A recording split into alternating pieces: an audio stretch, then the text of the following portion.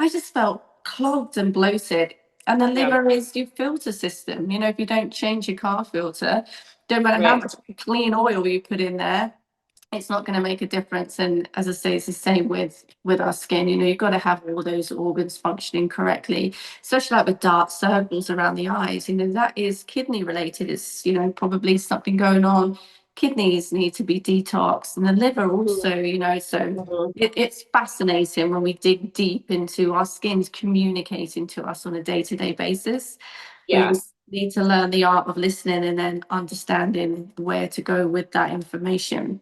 So, Yeah. with regards to what we've just spoken about, so what lifestyle changes can people put into their lifestyle to help with hormone fluctuation, and just to help balance our hormones? So, is there anything we can do in our day-to-day life just to keep things parallel?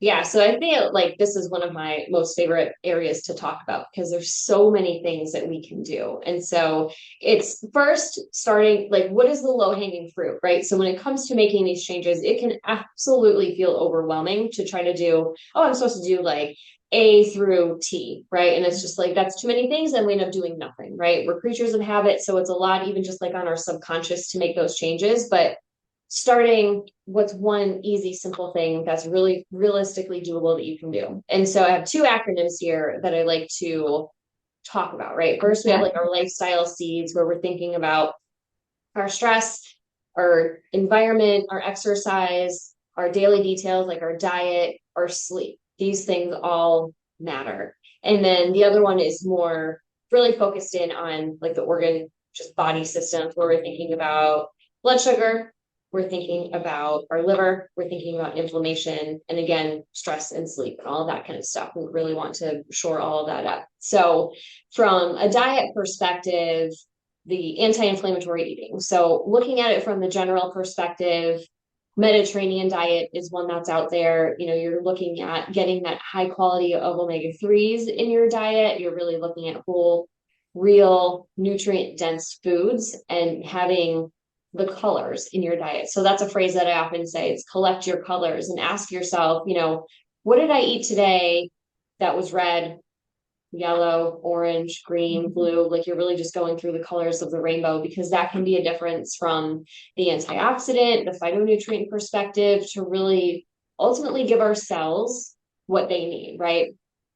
So then like the omega-3s, we're thinking about salmon, that's the big one, flaxseed. So a lot of the seeds I like, you're going to get some good fats in there, you're going to get the omega-3s, you're going to get some protein. So walnuts, flaxseed, hemp seed, chia seed, those are good ones. The body can convert that form of omega-3 fatty acid that it has into like the EPA and the DHA that we use at the cellular level. So it all comes together from that perspective. And then thinking of, like the gut lining there, what can we do to support that? Bone broth, collagen peptides, and they're definitely not all created equal. So I found that the hydrolyzed form of collagen peptides, they're basically like pre-digested almost, is they're Yeah. broken down into a really, really tiny molecule so that they can more easily pass into the system, do what they need to do instead of some of these, there's so many products that are marketed on there to claim to do all the things, right? Yeah. It's far too That, big to be absorbed, don't they, by the body? So, right. yeah. Yeah. Mhm. Yeah. So we can break things down and same thing, well, it's a little tangent, but like not all vitamins and minerals and supplements, all that kind of stuff are created equal. There's definitely different forms that are better absorbed by the body and all that kind of stuff. But I would say the other piece of that too, when we're thinking of food, would be where are we getting water through food, right? Like how are we hydrating? So cucumbers, berries, watermelons, citrus, leafy greens, celery, where we have more water content in our foods there. Those can be really, really helpful.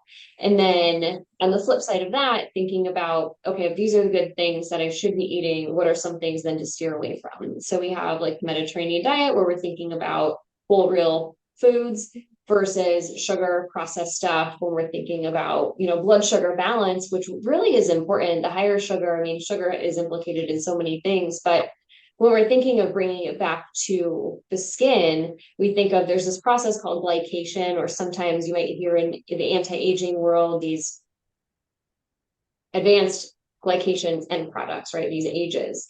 And basically they're these little byproducts with sugar metabolism that basically make the cells almost like sticky. And then it can just affect the structure of our fibers when we're thinking about like collagen and elastin and things like that. So that can really make a difference with wrinkles and deep lines and things of that nature.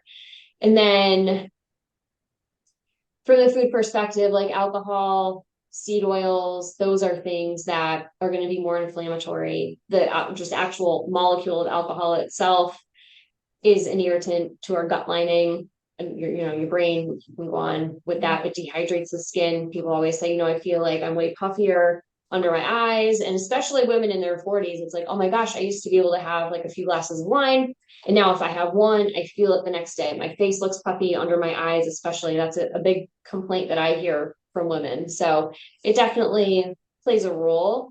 So I think quality is always something to come back to when we're thinking of, okay, what am I actually getting out of this thing that I'm consuming? How processed is it? What are like the additives and preservatives? So even like in, let's pick on the alcohol, like wine, for example, the cleaner wines, you'll see sometimes like vegan wines are marketed too, where they're not using any extra products or as many products to produce it. When I started going down that area of things, finding out like fish bladder was in beer, it was just like, that was really, really eye-opening for me from a product and quality ingredient standpoint and whatnot. So that was really interesting. So coming back to like the lifestyle seeds there, then I would say from the exercise perspective, right, like that's going to help increase circulation, blood flow, lymphatic flow. Our lymphatic system is one of our detox organs that, again, just gets overlooked. People talk about like dry brushing and things like that help stimulate that. But the lymphatic system, like I said, is part of our detox system. It doesn't have a way really to move on its own. It's not like our circulatory system that's going to keep pumping things along.